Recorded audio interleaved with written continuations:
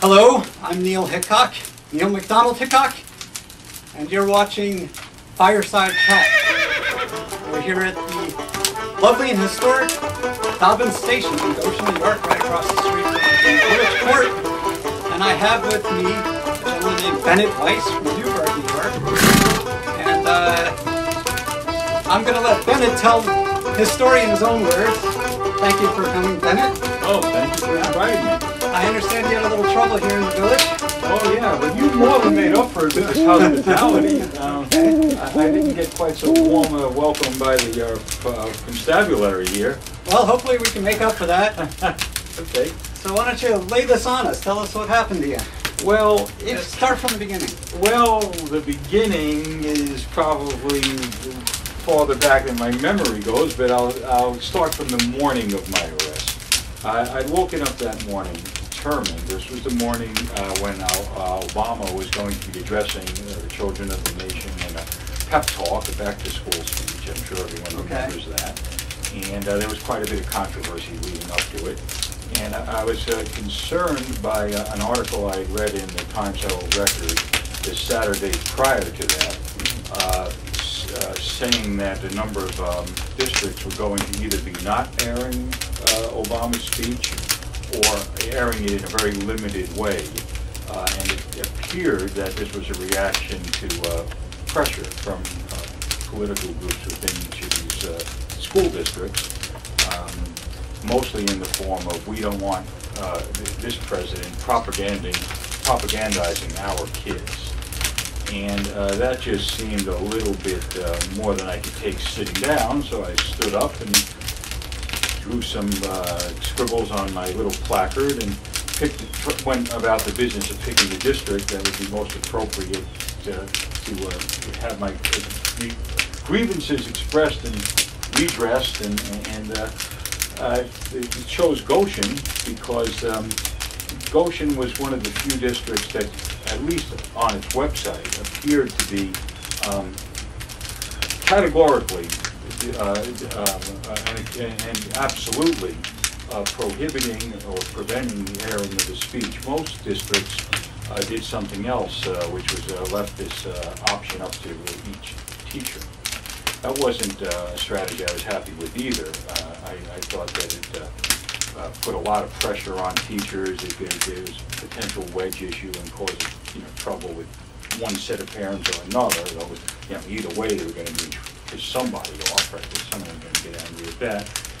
But Goshen did something that to me seemed to be even a worse form of caving into that pressure, which said we're not going to air it at all. What we're going to do is put a link on our website, maybe the school district website, which parents could click on and then presumably in the comfort and safety of their own home watch the president's address. And I thought, well, they're not adding any value at all. I mean, this is already, anyone who wants to see it can certainly go to YouTube or any network cable news station would be carrying it. So it looked to me like Goshen was simply saying, we're not going to have anything to do with this speech. Mm-hmm. So I drove the 45 minutes to the street corner in front of the Board of Ed building. Okay, that's the corner of Main Street, Route 207, and Erie Street. Okay. Yeah. Okay. Yep. Just to orient you folks. Okay. Yeah, okay. It was pretty eerie, that's for sure. A well-named street. Well, I think it might have been named after the Erie Railroad. Yeah. But that we'll leave that to the historian. Okay. Continue, please. Well, I was standing on the corner of Main and Erie. I just learned that. Holding up a 20 by 30 inch placard with the magic marker scribbled across it saying, shame on Goshen for not airing Obama's speech. Pretty simple, just expressing my opinion and alerting the public to the fact that during that exact time I was standing there, our president was conspicuously absent from TV screens that I felt he should have been on. Well, this is curious because I myself attended the Goshen School District, and I remember distinctly that when the president would have an address, it was just the #1 priority that we all sit around a television set and watch it in our classrooms. and put everything else down and interrupt whatever you were doing, and we'd watch the president. Was that Reagan's address that you? Well, might have been Reagan, or could have been Carter. Or in fact, it was Carter, President Carter, and Ford before that. I certainly remember that. Mm-hmm. Yeah, and I would imagine as well, Ronald Reagan. Yeah. Yeah. Yeah. Well, what I found interesting was that on C-SPAN that same morning that they were showing, in the case of Goshen, not showing the president's address, they reran some of those old presidential addresses to kids, and what I found amazing was how political they were. I mean, Ronald Reagan was talking to a bunch of elementary school kids about the virtues of a flat tax and the evils of the Sandinistas and all kinds of other very particular agendas that he was promoting.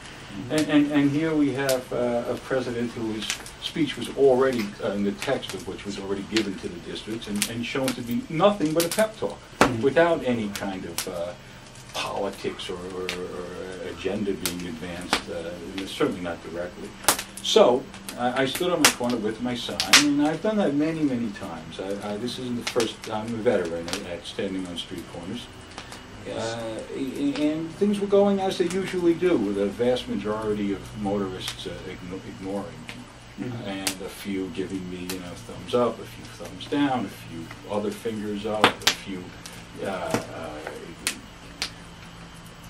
not so polite reactions, but for the most part, positive. More positive than negative, for sure.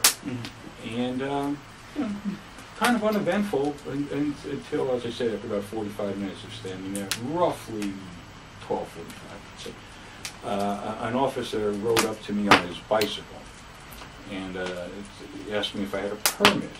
And I was a bit taken aback by this because although I was at that once before, it had been years and years ago, and I thought that was just a quirk, and that it would never happen again. I mean, who could possibly ask someone for a permit to carry a sign in front of a government building, especially a small sign and just one guy standing there? How could I need a permit for this? So I said, no, I don't have a permit. He said, well, you need one. I said, officer, I think my only permit is the First Amendment, and I think that's good enough in this case. He said, yeah, you need a permit. I said, well, I don't have it. He said, well, you have to move.